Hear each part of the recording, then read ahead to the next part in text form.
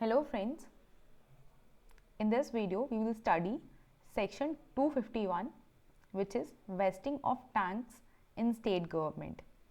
ये MPLRC का section 251 है, चैप्टर 18 में फॉल करता है. इसके पहले आपको वीडियोस मिल जाएंगे सेक्शन 248 पे, 250 पे, 250B पे. ओके और एक और वीडियो मिलेगा जिसमें मैंने चैप्टर 1 से जितने भी MCQ आते हैं एग्जाम्स में वो कवर किए हैं, तो आप वो सारे वीडियोस भी देख सकते हैं. चलिए स्टार्ट करते हैं. ये कहता है, तो पहले मैं सेक्शन को रीड करूँगी, फिर सब सेक्शंस को इंटरप्रेट करते चलूँगी.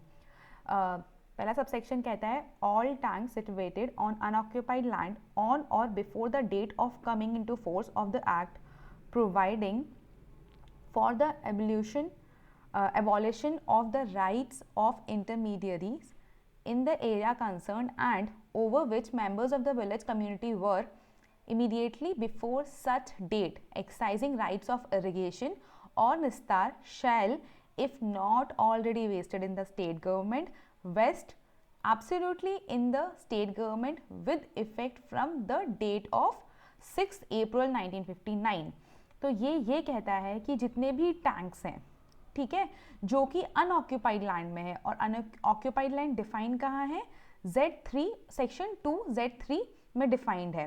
तो जो भी टैंक्स अनऑक्यूपाइड लैंड में हैं इस एक्ट के आने के पहले उनको स्टेट गवर्नमेंट में वेस्ट करना, या तो वो ऑलरेडी स्टेट गवर्नमेंट में वेस्ट है, और अगर नहीं है तो उनको स्टेट गवर्नमेंट में वेस्ट करने की बात कर रहा है फ्रॉम द डेट ऑफ 6 अप्रैल 1959. और क्यों करना है, ताकि abolition of right of intermediary कर दिया जाए. ठीक है, और वो वाले टैंक्स जिन पे जो विलेज की कम्युनिटी है वो अपना इरिगेशन और निस्तार पत्र का राइट ऑलरेडी मतलब उस टैंक के पानी को निस्तार राइट्स के लिए या इरिगेशन के लिए यूज़ कर रही थी, तो उसको अगर वो ऑलरेडी स्टेट गवर्नमेंट में वेस्ट नहीं है तो उसको इस डेट के बाद, इस डेट से स्टेट गवर्नमेंट में वेस्ट कर दिया जाएगा. इसका प्रोवाइजो कहता है provided that nothing in this section shall be deemed to affect any right of a lessee in the tank under a lease subsisting on the date of vesting of the tank which shall be excisable to the extent and subject to the terms and condition specified in the lease. मतलब अगर जिस land पे tank है उसको lease पे दे रखा है तो उस पे सबसेक्शन 1 अप्लाई नहीं होगा. ठीक है, और जो भी टर्म्स एंड कंडीशंस हैं लीज की वो उस पे अप्लाई होंगी. एक और प्रोवाइजो है, वो कहता है provided further that no tank shall vest in the state government unless. ये दो कंडीशन है, इनके फुलफिल होने के बाद ही जो टैंक है वो स्टेट गवर्नमेंट में वेस्ट होगा.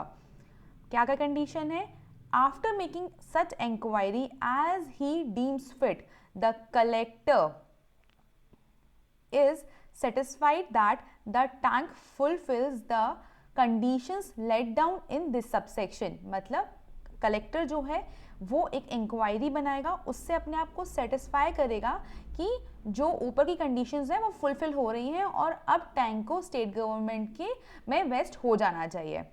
और नोटिस दिया जाएगा इंटरेस्टेड पार्टीज को, ठीक है, और उनको अपॉर्चुनिटी ऑफ बीइंग हर्ड, जिसे हम ऑडी ऑल्टम पार्टम भी कहते हैं, अपॉर्चुनिटी ऑफ बीइंग हर्ड भी दी जाएगी. ओके, अब सबसेक्शन 2 क्या कहता है, सबसेक्शन 2 कहता है any person claiming in any such tank any interest other than the right of irrigation और निस्तार में within a period of 4 years from the date of vesting under subsection 1 make an application in the prescribed form to the collector for compensation in respect of his interest. तो ये compensation की बात करता है.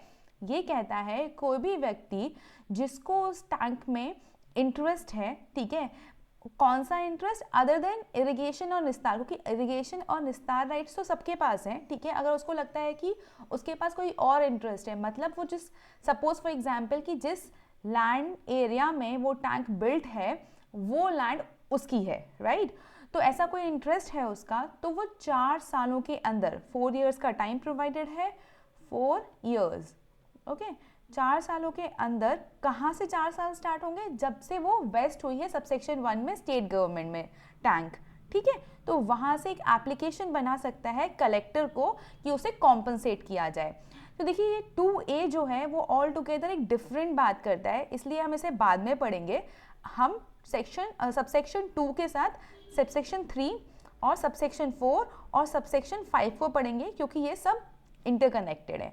तो अब subsection 3 क्या कहता है? ये कहता है such compensation shall be 15 times the land revenue assessable on the land covered by the tank, and for purposes of assessment such land shall be treated as irrigated land of the same quality as the adjoining land।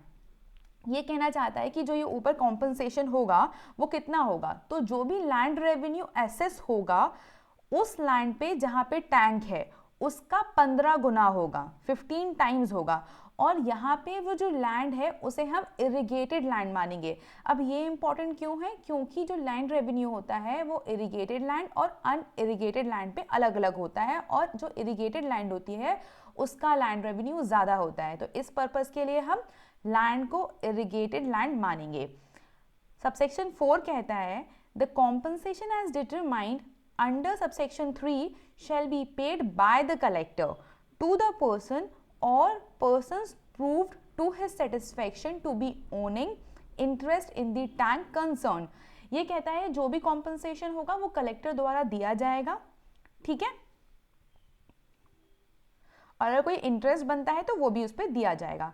Subsection 5 कहता है the payment of compensation under subsection 4 shall be a full discharge of the state government from all liability for compensation in respect of tank concerned, but shall not prejudice any right in respect of such tank to which any other person may be entitled by due process of law to enforce against the person or persons to whom compensation has been paid as aforesaid। अब ये कहना चाहता है कि जो ये ऊपर compensation की बात की गई है सबसेक्शन 2 में और सबसेक्शन 3 और सबसेक्शन 4 में, और जो सबसेक्शन 4 में कॉम्पनसेशन दिलाया जाएगा कलेक्टर द्वारा वो स्टेट गवर्नमेंट को फुल्ली डिस्चार्ज कर देगा, राइट। लेकिन अगर कोई व्यक्ति का ड्यू प्रोसेस ऑफ लॉ से उस टाइम पे राइट बनता है तो वो खत्म नहीं होगा।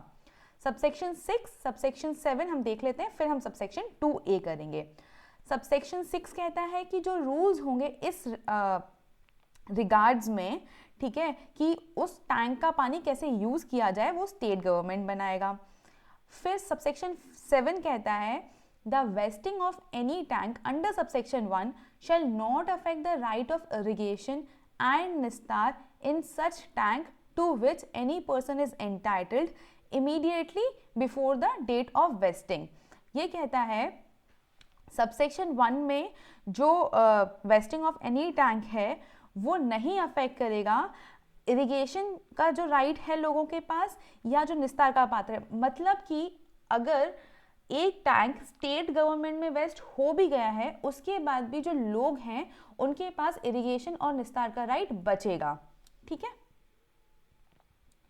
एक्सप्लेनेशन है इसके साथ जुड़ा हुआ। एक्सप्लेनेशन कहता है for the purposes of this section tank includes the trees standing on the embankments of the tank but does not include any building, temples or other constructions standing on the embankments thereof। मतलब जो भी किनारे हैं tank के उसके ऊपर जो भी ट्रीज लगे हुए हैं वो टैंक में इंक्लूड होंगे, लेकिन अगर कोई मंदिर बना हुआ है या बिल्डिंग बनी हुई है उसके किनारों पे तो वो उसमें इंक्लूड नहीं होगी। अब आइए देखते हैं सबसेक्शन 2A। सबसेक्शन 2A कहता है the provisions of section 239 shall apply to trees standing on the embankment of tank vested in the state government under subsection 1 as they apply to trees planted in an unoccupied land। मतलब 239 में जो trees पे जो regulations जो चीज़ें लागू होती हैं वही इस सेक्शन में भी लागू होंगी जो भी ट्रीज टैंक के किनारे पे लगे हुए हैं। ओके और 239 कहता है right in fruit wearing trees and other trees planted in unoccupied land. Unoccupied land में जो भी ट्रीज हैं, फ्रूट बेयरिंग ट्रीज हैं, उन पे किसका राइट होगा उसके बारे में 239 बताता है और वही यहाँ पे भी लागू होगा। सो इस सेक्शन के लिए इतना ही। ये सेक्शन प्री और मेंस का क्वेश्चन बन सकता है बिकॉज 8 नंबर का क्वेश्चन आता है एमपी जुडिशरी में और 8 नंबर के लिए कंटेंट सफिशिएंट है, तो मेंस में भी क्वेश्चन आ सकता है। प्री में क्वेश्चन आ सकता है जहाँ पे भी ये नंबर्स जैसे 4 years कलेक्टर ये सारी चीज़ों पे आ सकता है, कितना कॉम्पनसेशन दिया जाएगा, 15 गुना दिया जाएगा। Okay so thank you. If you like the video, do like my videos, this video and the other videos also, and if you think there's any suggestion then do comment in the comment box and subscribe to my channel. Thank you so much.